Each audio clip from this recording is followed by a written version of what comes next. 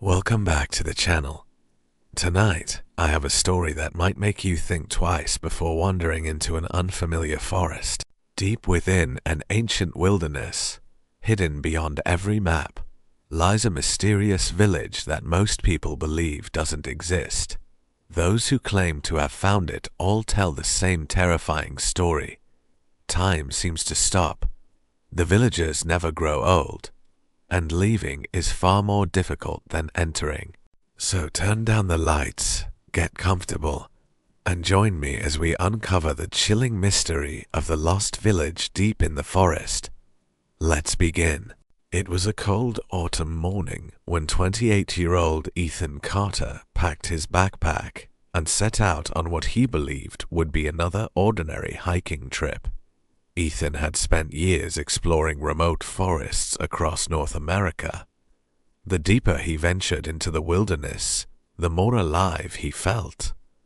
Adventure wasn't just his hobby, it was his way of life. A week before this journey, Ethan stopped at a small roadside diner near Blackwood Forest. As he finished his coffee, an elderly man quietly walked over and sat across from him. Leaning closer, the old man whispered, "There's a village hidden deep inside Blackwood Forest. You won't find it on any map." The old man's face suddenly turned serious. "If you ever find that village," he said softly, "never stay after sunset." Ethan smiled politely. During his years of traveling, he had heard countless stories about haunted forests, ghost towns, and mysterious creatures. He assumed this was simply another local legend. But as Ethan left the diner, he couldn't stop thinking about the old man's eyes. They weren't the eyes of someone telling a scary story for fun. They were filled with genuine fear. The kind of fear that comes from seeing something no one should ever witness. 3 days later, Ethan arrived at the entrance of Blackwood Forest. Towering pine trees stretched high above him, blocking most of the sunlight. The forest felt strangely silent. There were no birds singing, no insects buzzing, and even the wind seemed to avoid the ancient trees. The silence was almost unsettling. Before stepping onto the trail, Ethan checked his GPS. The screen flickered once, then twice, and suddenly the signal disappeared completely. "That's strange," he whispered to himself. Assuming it was only a technical problem, he put the device back into his pocket and continued walking deeper into the forest. Hours passed as the trees grew thicker and the daylight slowly faded beneath the dense canopy. Then Ethan suddenly froze. Fresh footprints had appeared on the muddy path ahead of him. Just a few minutes earlier, the ground had been completely empty. Someone, or something, had passed this way without making a single sound. Curiosity quickly overcame fear. Ethan took a deep breath and decided to follow the mysterious footprints. With every step, the forest became darker, quieter, and more unsettling. He had no idea that he was walking toward a place that should never have existed, a village that had been lost to the world for generations. The village looked peaceful. Small wooden houses stood neatly along narrow dirt roads. Smoke drifted gently from stone chimneys, and children laughed as they played near an old well. Everything looked completely normal. Yet something felt strangely wrong.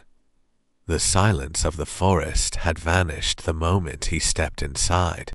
A middle-aged man noticed Ethan standing at the edge of the village and smiled warmly. "Welcome, traveler," he said. "You must be tired after such a long journey." Within seconds, several villagers gathered around him. They seemed friendly, perhaps a little too friendly. It was almost as if they had been expecting his arrival. The villagers invited Ethan to stay for dinner and rest for the night.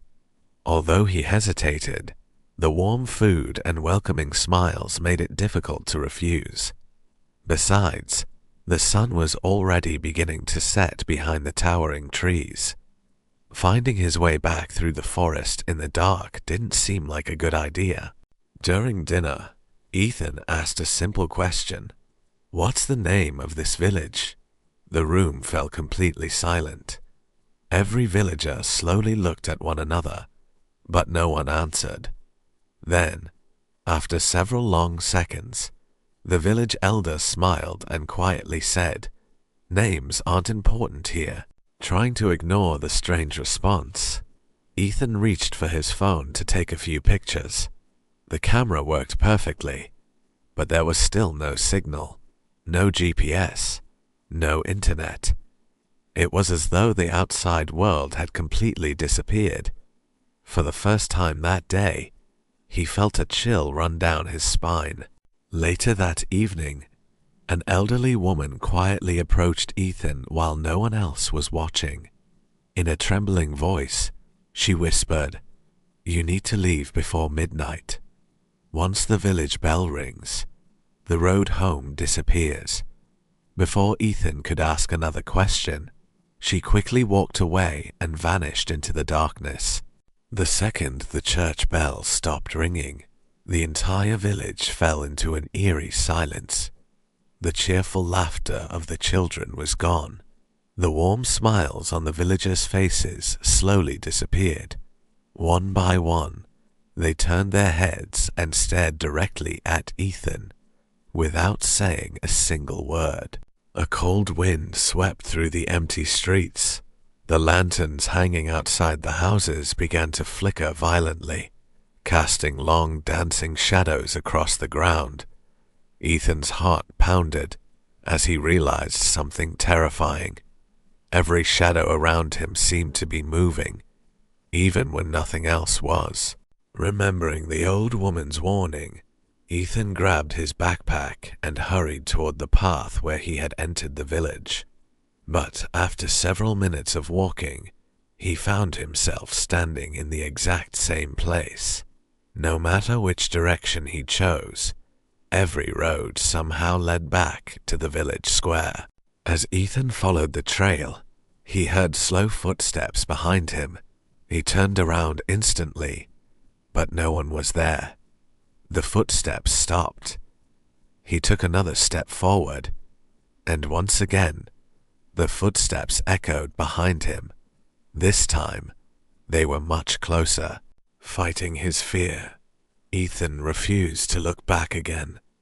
He kept walking until he reached an old iron gate covered in thick vines. Behind it stood a forgotten cemetery.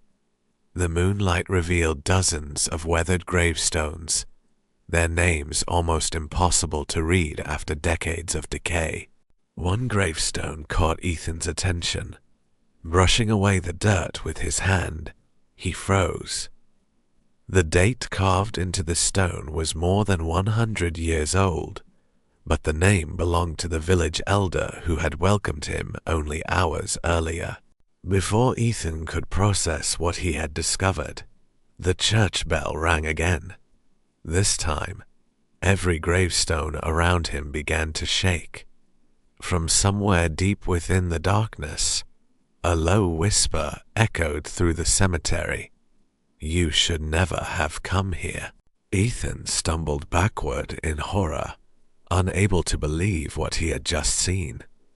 The village elder's name, carved into a gravestone over a century old. Suddenly, the whisper returned, louder this time. "Leave, before it's too late." Ethan spun around, but the cemetery was empty. His breathing grew heavier as he rushed back toward the village, but something had changed. Every house was now dark. Every window was closed. The streets that had been filled with smiling villagers only moments before were completely deserted.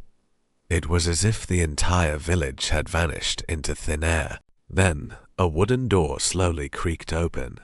The elderly woman stepped outside and motioned for Ethan to follow her without making a sound. She led him into a small cabin lit by a single candle. Locking the door behind them, she whispered, "You don't have much time." The old woman revealed the village's terrible secret. More than 100 years ago, a deadly sickness swept through the region. Fearing the disease, the villagers sealed themselves inside the forest, hoping no one would ever find them. But instead of surviving, they became trapped between life and death. "Every few years," she said with tears in her eyes, "the forest chooses a traveler. If that traveler is still here when the final bell rings at midnight, they become one of us, forever." Ethan felt the blood drain from his face. The old man's warning had been true all along.